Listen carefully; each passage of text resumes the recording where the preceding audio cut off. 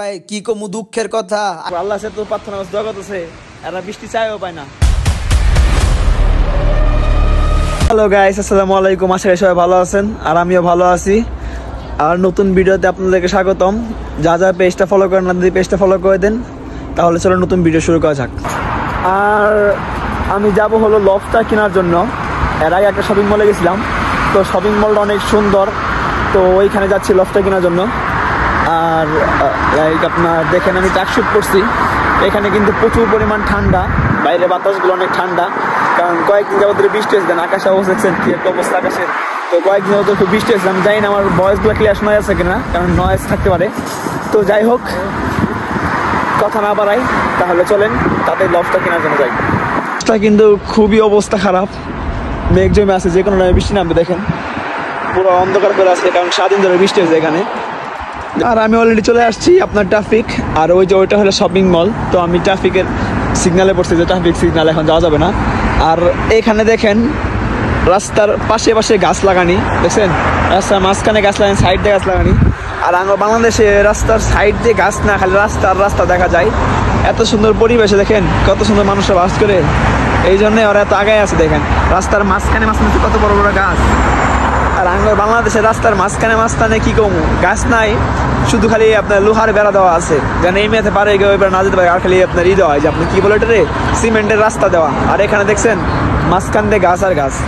আর আমি অলরেডি চলে আসছি এই যে শপিং মল। দেখেন শপিং মলটা অনেক বড়, আর সামনে অনেক গাছপালা, অনেক সুন্দর লাগে দেখতে।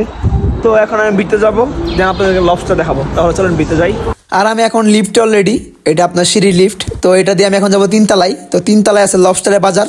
তাহলে চলেন তাদের লবস্টার ওখানে যাই, কারণ মন আর মানতেছে না লবস্টার খাওয়ার জন্য। আর ভাই কি কমু দুঃখের কথা, আইসি বড় লবস্টার কেনার জন্য। দেখেন বড় লবস্টারে এখানে একটা লবস্টারও নাই, পুরা ফাঁকা আছে ছোট লবস্টার।